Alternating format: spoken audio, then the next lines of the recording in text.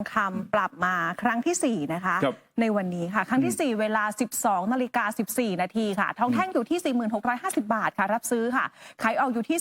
4750 บาทนะคะทองรูปพรรณรับซื้อ 39,916 บาทค่ะขายออก 41,250 บาทนะคะเปิดตลาดมาเนี่ยนะคะบวกมา200ค่ะแล้วก็ติดลบไป100บวกมาอีก50 บาทนะครับขณะที่โกลสปอร์ตนะครับก็คือราคาทองคำในต่างประเทศณเวลานี้นะครับก็อยู่ที่ 2,321.01 นะครับแต่ค่าเงินบาทก็ไปไกลแล้วล่ะนะตอนนี้ก็ยืนเหนือ37 บาทนะครับณเวลานี้อยู่ที่37 บาท 6 สตางค์อันนี้ก็ต้องระมัดระวังกันนะครับสำหรับผู้ที่เข้าไปลงทุนในทองคำนะใครที่ซื้อเฉลี่ยมาตลอดทางเนี่ยนะครับณเวลานี้ถ้าขายออกได้ก็ขายออกไปบ้างก่อนบางส่วนนะแล้วก็ราคาลงไปแล้วค่อยไปช้อนกลับมานะครับนี่ก็เป็นเรื่องของราคาทองคำนะครับส่วนเรื่องของนะครับธนาคารพาณิชย์ตกลงก็คือสรุปแล้วนะครับหลังจากที่ท่านนายกเชิญ4 แบงก์ใหญ่เข้าไปหารือกันไปเขาเรียกอะไรไปจิบกาแฟคุยกันจิบกาแฟ10,000 ล้านเผื่อว่าจะช่วยได้บ้างในกลุ่มเปราะบางจิบกาแฟ10,000 ล้านเพราะว่าธนาคารที่ได้รับเชิญเข้าไปมีอยู่4 แห่งนะครับคือ K-Bank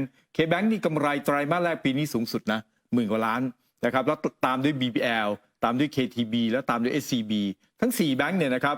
ก็มีกำไรไตรมาสแรกของปีนี้เนี่ย10,000 กว่าล้านทั้งสิ้นเลยก็เลยเรียกว่าเป็นการจิบกาแฟ10,000 ล้านนะครับพูดคุยกันเข้าไปร้องขอนะว่าขอให้ช่วยลดดอกเบี้ยหน่อยได้ไหมเพราะว่าคุยกับธนาคารแห่งประเทศไทยไม่ได้แล้วอันนี้ผมพูดเองนะประโยคนี้ที่บอกคุยธนาคารแห่งประเทศไทยไม่ได้เนี่ยนะครับก็เลยฝากไปปรากฏเมื่อวานนี้ตอนเย็นๆสมาคมธนาคารไทยได้มีการประชุมหารือกันสรุปยังไงครับน้องงามครับสรุปทำให้นะคะทำให้ค่ะโดยคุณพยงศรีวณิชค่ะประธานสมาคมธนาคารไทยเนี่ยออกมาเปิดเผยค่ะว่าหลังจากที่เมื่อวานมีการหารือกันคณะกรรมการสมาคมธนาคารไทยได้ตระหนักและเห็นถึงความจำเป็นในการออกมาตรการช่วยเหลือเพิ่มเติมสำหรับลูกค้ากลุ่มเปราะบางในระหว่างที่ณตอนนี้เศรษฐกิจนะคะยังฟื้นตัวไม่เต็มที่และไม่ทั่วถึงด้วยการปรับลดอัตราดอกเบี้ยลูกค้ารายย่อยชั้นดี MRR อยู่ที่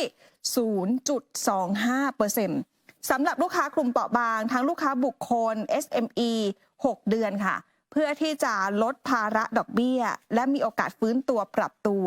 ซึ่งเป็นในแนวทางเดียวกันกับการขับเคลื่อนเศรษฐกิจของภาครัฐนะคะที่มีทั้งมาตรการระยะสั้นรองรับการเปลี่ยนผ่านและมาตรการปรับโครงสร้างเศรษฐกิจในระยะกลางระยะยาวด้วยสอดคล้องกับมาตรการแก้หนี้อย่างยั่งยืนไปอีกและการให้สินเชื่ออย่างรับผิดชอบและเป็นธรรมของธนาคารแห่งประเทศไทยโดยธนาคารสมาชิกจะเร่งพิจารณาดำเนินการตามหลักการดังกล่าวค่ะเตรียมความพร้อมของระบบงานเพื่อตอบโจทย์ลูกค้ากลุ่มเปราะบางของแต่ละธนาคารให้ตามบริบทที่เหมาะสมโดยสมบูรณ์นะคะนะครับเพราะฉะนั้น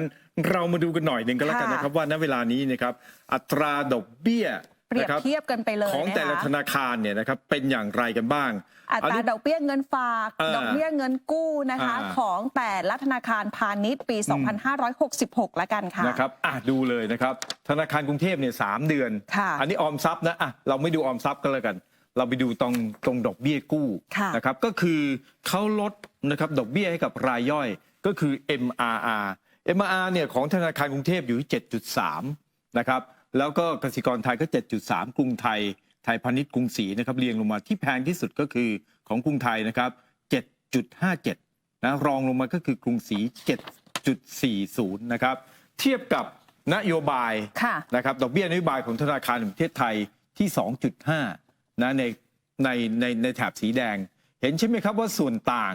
นะระหว่างดอกเบี้ยนะครับนโยบายของธนาคารแห่งประเทศไทยกับดอกเบี้ย MRR ของธนาคารพาณิชย์เนี่ยนะครับมันต่างกันมากน้อยแค่ไหนมันต่างกันเยอะมากนะครับทีนี้ขอดูแอด4เลยครับพี่เดชนะเนี่ยแอด4ตัวอย่างดอกเบี้ยธนาคารพาณิชย์นะคะเราเอามาให้ดูตั้งแต่ช่วงมีนาคมปีนี้ปี 67 ธันวาคม 66 กันยายน 66 มิถุนายน 66 นะคะเปรียบเทียบกันดูนะคะพยายามจะยกตัวอย่างนะครับฝากประจำ3 เดือนได้ดอกเบี้ยเท่าไหร่ฝากประจำ6 เดือนฝากประจำ12 เดือนนะคะรวมไปถึงอัตราดอกเบี้ยของธปท.ด้วยค่ะทีนี้มาดู MRR ไปหน้าถัดไปครับ MRR ลูกค้ารายย่อย ไปดูหน้าถัดไปครับเนี่ย MRR ถ้าเป็นลูกค้ารายย่อยชั้นดีเลย สินเชื่อบุคคลที่อยู่อาศัยนะคะ 7.3 นะครับแล้วก็เป็นพวก SME อะไรต่ออะไรพวกนี้ด้วยนะครับในกลุ่มนี้นะครับจะเห็นได้ว่าส่วนต่างของดอกเบี้ยนโยบายกับดอกเบี้ยของธนาคารพาณิชย์เนี่ยมันต่างกันอยู่ที่ประมาณนะครับเกือบ 2%ไหมนะครับ 4.8เกือบ 5% น่ะมันอยู่ที่ 4.8%เพราะฉะนั้นเนี่ยนะครับถ้าธนาคารพาณิชย์บอกว่าลดดอกเบี้ยนะให้กับกลุ่มเปราะบางนี่ก็คือลด 0.25 นะครับดังนั้นเนี่ยก็คือตามตัวอย่างเนี้ยนะครับธนาคารนี้เนี่ยอยู่ที่ 7.30 เนี่ยนะครับถ้าลดดอกเบี้ย MR ลงมาอยู่ที่ 0.25 เนี่ยดอกเบี้ยจะเหลือเท่าไหร่ครับเหลืออยู่ที่ 7.05 ค่ะมันก็ยัง 7% อยู่ดีก็ยัง 7% อยู่ดีนะทีนี้ประเด็นถัดมาก็คือว่าอ่ะเราเก็บไอ้ 7.05 นี้ไว้ถามว่าลดสลึงนึงเนี่ยนะครับประโยชน์พวกผลที่มันเกิดกับผู้บริโภคเนี่ยมันจะขนาดไหน100 บาทเนี่ยนะครับดอกเบี้ย100 บาทเนี่ยลดไป 0.25 คือลดไป1สลึงถูกไหมค่ะถ้าดอกเบี้ย 1,000 บาทนะครับก็เท่ากับว่าลดไป10สลึงถูกไหมครับ 1,000 บาทลดไป10สลึงนะ10สลึงแล้วค่ะจะต้องจ่ายนะครับดอกเบี้ย 10,000 บาทก็จะลดไป25 บาท 10,000 บาทลดไป25 บาทถ้า 100,000 บาทนะครับมันก็จะลดไปตะกี้250 บาทถ้า1 ล้านบาทมันจะลดไป 2,500 บาท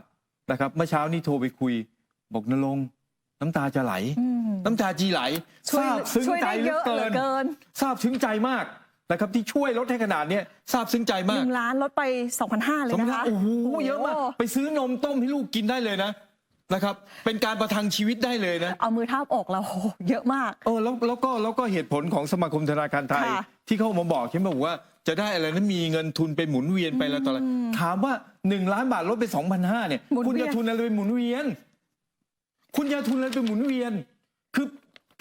คืองานนี้บอกได้เลยว่าท่านนายกเนี่ยตกหลุมพรางคืออยู่ๆเนี่ยนะครับคุยธนาคารแห่งประเทศไทยไม่ได้ไปหน้าถัดไปหน่อยก็ได้ครับนะครับไปหน้าถัดไปนะครับมีออมทรัพย์มาอันนี้ออมทรัพย์ถ้าเราเอาเงินไปฝากเอาเงินไปออมนะคะคือประเด็นก็คือว่าที่บอกท่านนายกตกหลุมพรางเนี่ยนะครับคือคุยธนาคารแห่งประเทศไทยไม่ได้อุตส่าห์เรียกเชิญไปคุยเชิญไปคุยเอาสมาคมธนาคารไทยเข้ามาคุยก็แล้วกันเอาสมาคมธนาคารเข้ามาคุยทั้งที่จริงแล้วเนี่ยครับลืมนึกไปว่ามีชมรมแบงก์รัฐอยู่ด้วยซึ่งจริงๆแล้วเนี่ยนะครับท่านนายกเนี่ยใช้ชมรมแบงก์รัฐเนี่ยเข้าไปพูดคุยก็ได้แล้วก็นำร่องก่อนจะมาบอกว่าโอ้เป็นเพราะว่าแบงก์รัฐเนี่ยทำโปรเจกต์โน้นทำโครงการนี้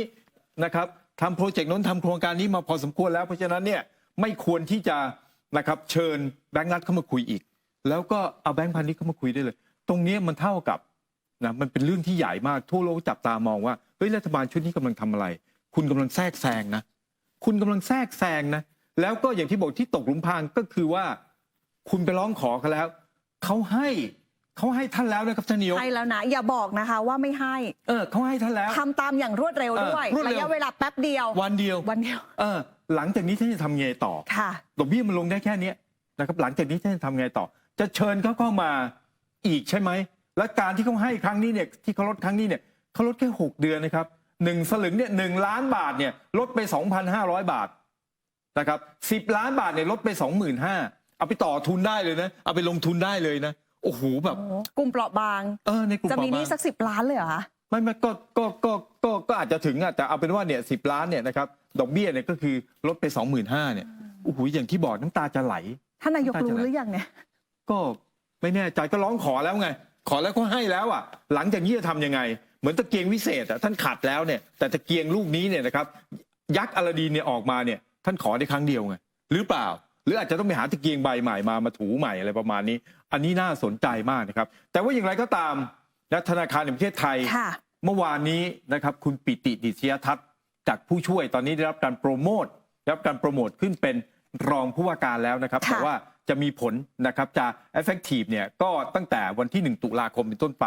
นะครับคุณปิติท่านพูดเนี่ยหลายคนตีความเป็นอย่างอื่นไม่ได้เลยนะครับนอกจากคล้ายๆแบบขู่อะไรประมาณนั้นหรือเปล่าเราจับตาดูคุณอยู่นะ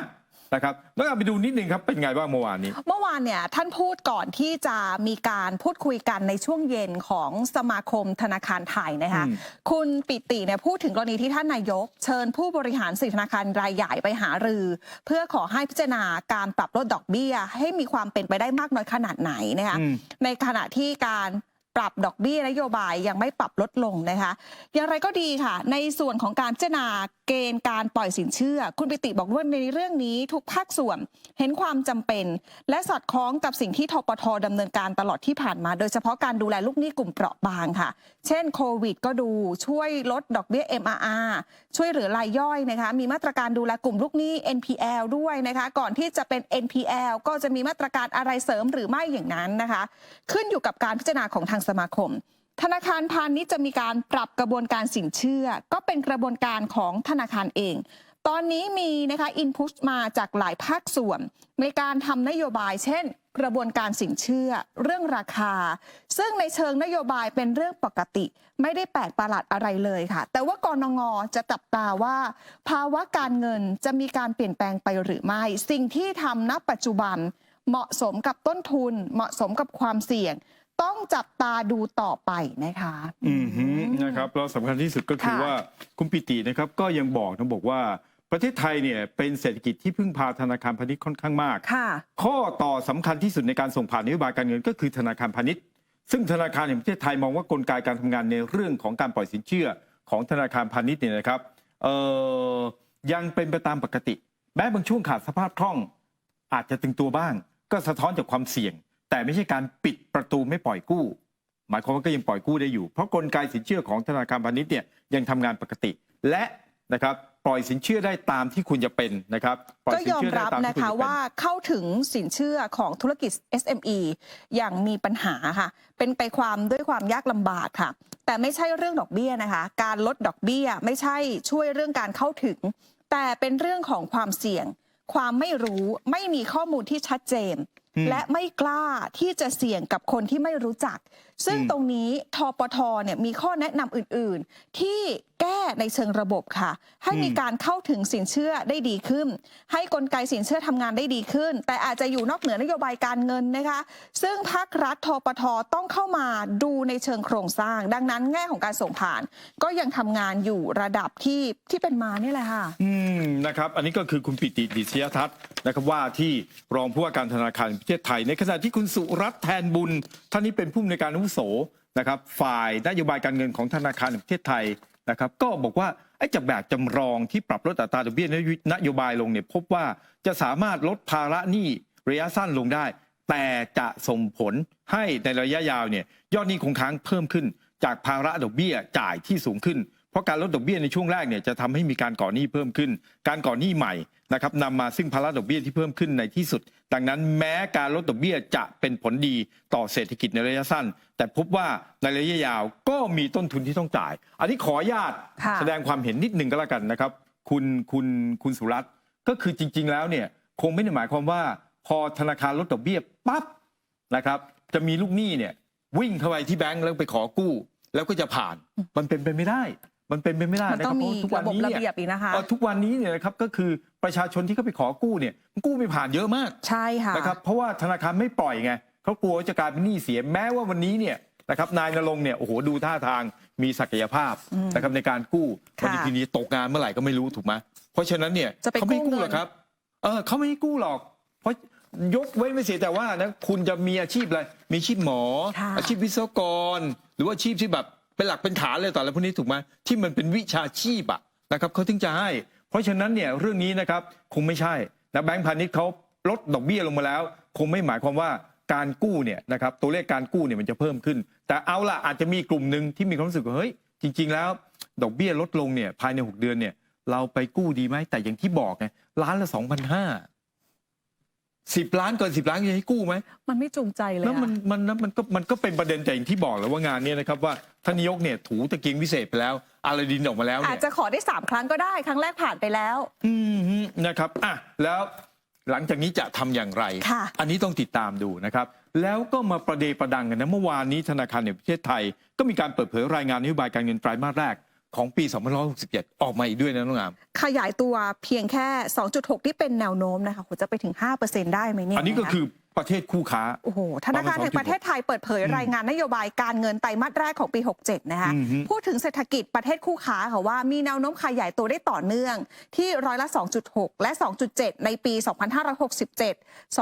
2568 ตามลำดับนะคะแต่ก็มีผลดีค่ะต่อการค้าโลกที่เรื่องของการจำกัดจากเศรษฐกิจสหรัฐด้วยเป็นแรงขับเคลื่อนหลักยังคงขยายตัวจากภาคบริการขณะที่เศรษฐกิจจีนมีแนวโน้มขยายตัวชะลอตัวลงจากปัญหาภาคของอสังหาริมทรัพย์ที่ยืดเยื้อโดยการบริโภคที่อ่อนแอค่ะและกำลังการผลิตส่วนเกินจากจีนนำไปสู่การที่ภาวะสินค้าล้นตลาด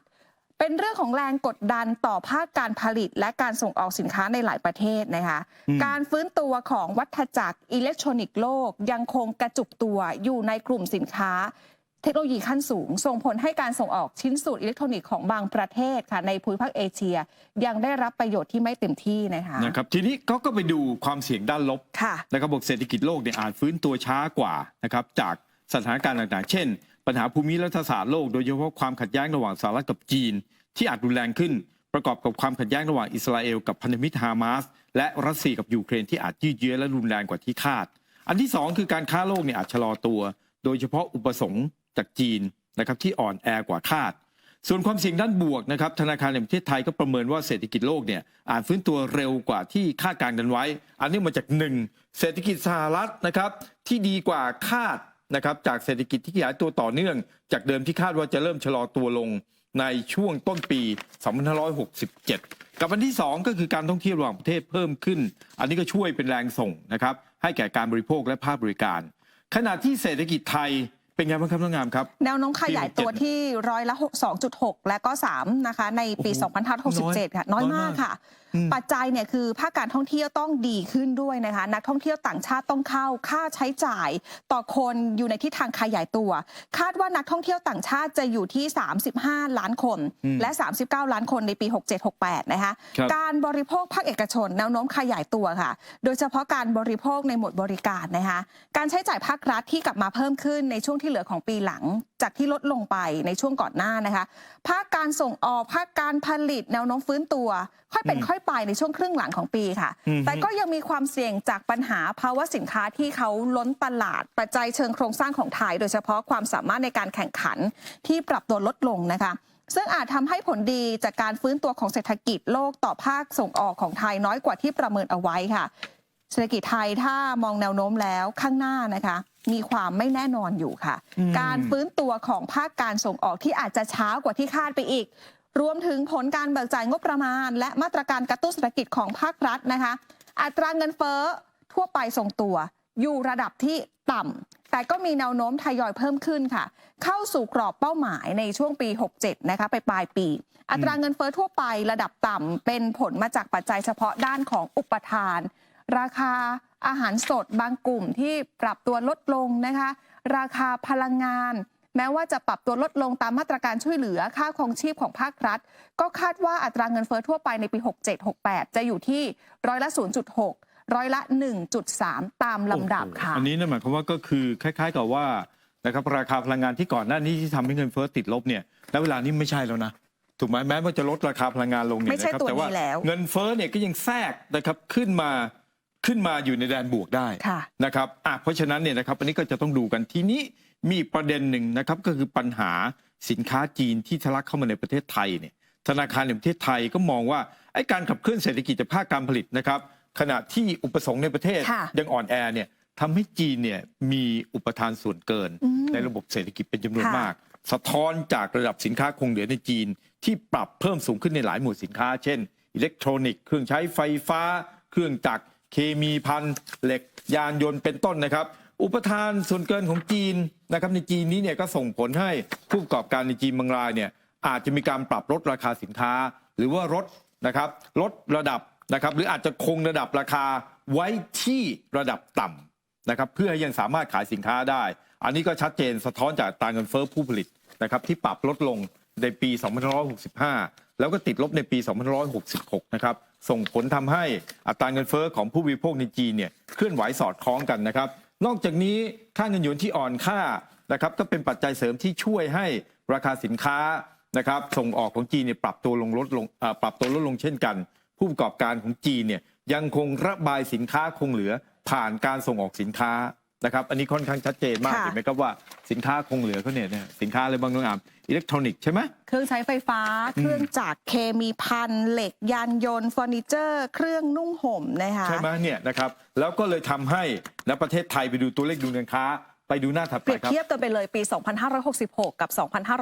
2565 ภาพรวมแล้วนะคะยังติดลบอยู่ค่ะเราติดลบนะติดลบเยอะมากหลักล้านบาทอะค่ะไปดูหน้าสุดท้ายแล้วกันนะครับอันนี้หน้าสุดท้ายนี่จะเห็นได้ชัดหน่อยครับดุลการค้านะคะ มีไหมเนี่ยจะเห็นได้ชัดเจนมากนะครับว่าภาพรวมเนี่ยนะเราขาดดุลการค้าเนี่ยประมาณ10 ล้านนะครับเราขาดดุลการค้าเดียวก่อนนะใช่ไหมใช่ค่ะ10 ล้าน10 ล้านนะครับแต่ว่าเฉพาะขาดดุลกับจีนเนี่ยปาก็เป็น1 ล้านประมาณ 10%นะตอนนี้การขาดดุลกับจีนนะครับดังนั้นเนี่ยก็คือเรื่องนี้เนี่ยธนาคารแห่งประเทศไทยก็รายงานเฉยๆไม่มีความเห็นไม่มีคอมเมนต์นะครับมีความเห็นมีคอมเมนต์ทีไรเจ็บตัวทุกทีเพราะฉะนั้นก็รายงานแบบนี้ก็แล้วกันนะครับดีกว่าแล้วก็ไปตีความกันเอาเองนะครับไปตีความกันเอาเองนะมาร่วมสนับสนุนท็อปนิวส์นำเสนอความจริงได้แล้ววันนี้เพียงกดปุ่ม Super Thanks แล้วเลือกจำนวนเงินตามที่ต้องการได้เลยครับขอบคุณครับ